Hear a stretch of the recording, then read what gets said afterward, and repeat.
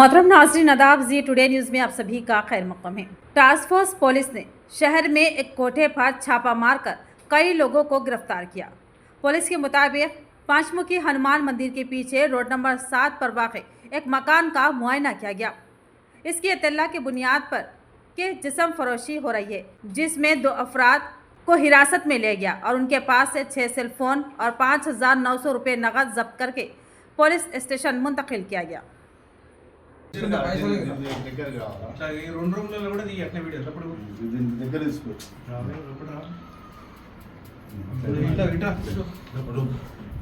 room ఆ room తీసుకురా ఆ టైం వద్దు వాళ్ళకి దియ ఈ రూమ్ దియ క్లోజ్ చేసారా క్లోజ్ చేసి നല്ല അവസ്ഥ ఇది